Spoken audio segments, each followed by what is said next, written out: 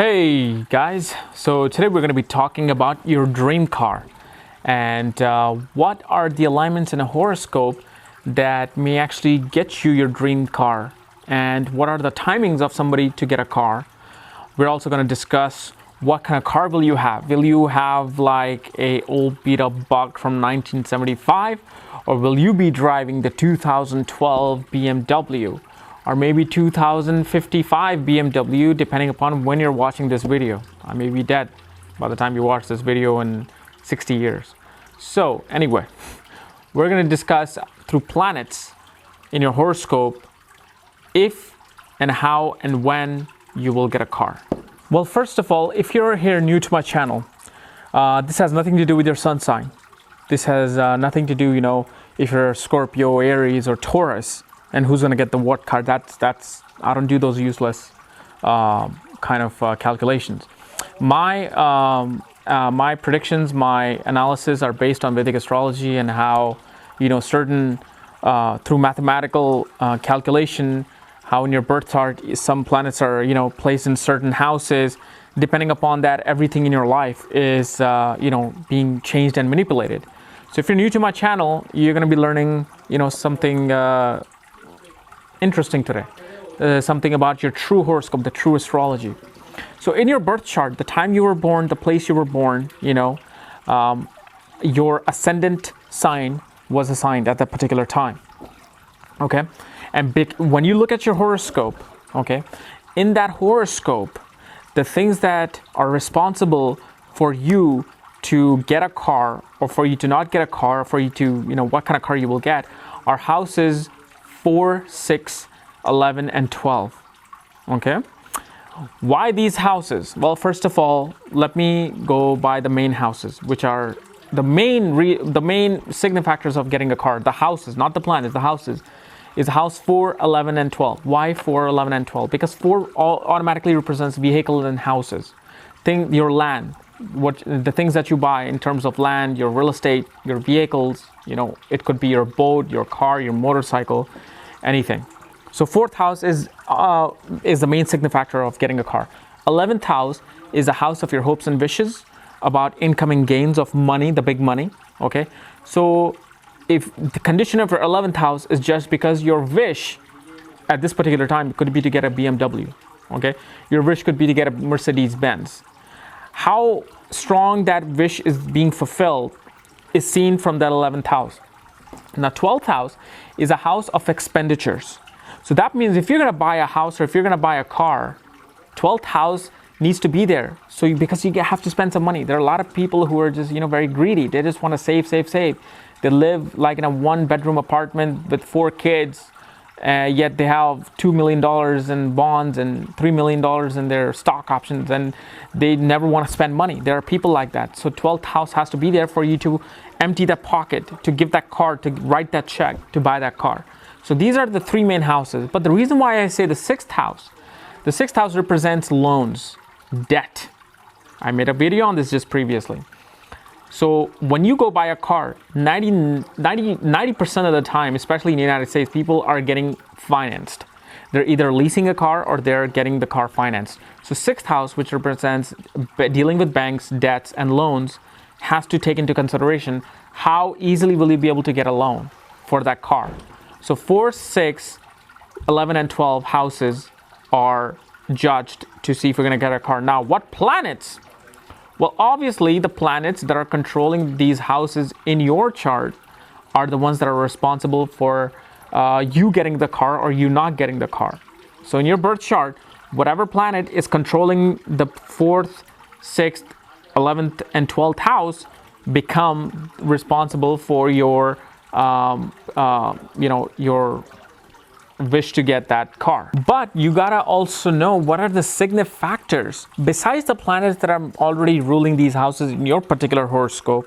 No matter what planets they are, there is, however, one planet that signifies luxurious things like vehicle, your yacht, things that that just pamper you in life.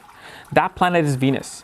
So your Venus also has to be your Venus has to be examined. If it's in a good place, if it's in a bad place, how well your Venus is. Okay, because sometimes when you do not have certain these alignments like the 4th, 11th, and 12th or 6th house as well placed, but yet your Venus is really well placed, that kind of also weighs in. So that Venus, becomes more stronger than any of these situations, and that Venus alone is able to get you that dream car that you want, or that motorcycle, or that yacht that you wanted in your life.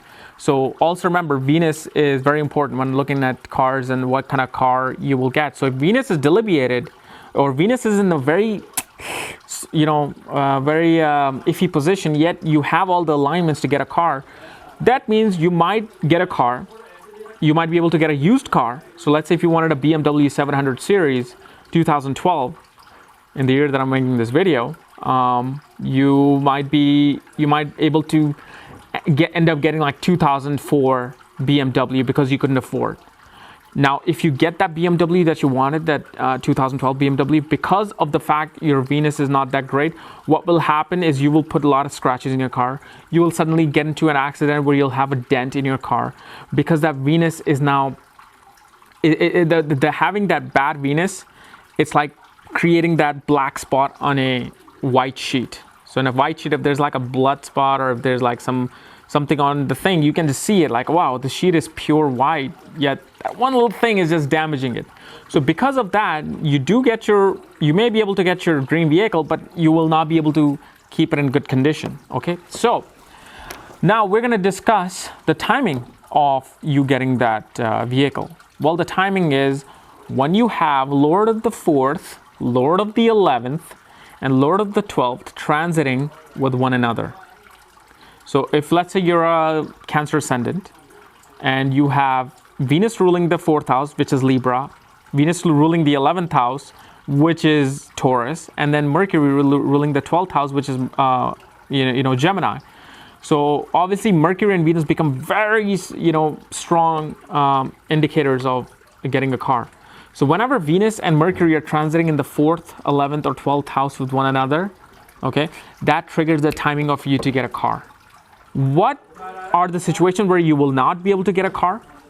Or if you get a car, you'll just wreck it and you will never be able to, just afford the car that you want, is when Lord of the 4th house, okay, the house that is signifactor of cars and vehicles, is sitting in the 3rd house.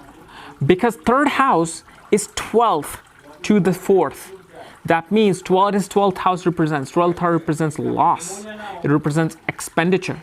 So because of that vehicle, it's always going to be in that loss. This house of, vehicle and property is going to be in that loss. So whenever somebody gets a car, they just keep wrecking it, they lose it, they get stolen, and then they don't have money to buy a car. Something always comes up when they can't get a car. Now, a lot of people, you will be arguing that, oh my God, in the United States, everybody has a car. You can't live without a car, okay? And I understand that.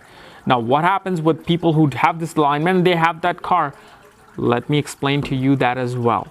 If you go to Africa, where people are suffering, poverty is just like a plague there. And if there's somebody who shows that this person should have a lot of money and this person is in poverty, you'll find that, okay, there are people with those horoscopes. What will happen in Africa is that if a norm every day is to make 50 cents, and that's considered an average salary in Africa, in those, really poor places, somebody might be making $3 a day, $2 a day, whether it's by corrupt means or not, but they're making it. That is considered being wealthy in that part of the country.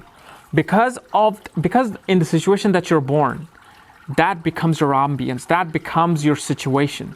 Now, in that situation, how you excel, that's when you look at the planets. So his planets are giving him $3 a day, which is nothing.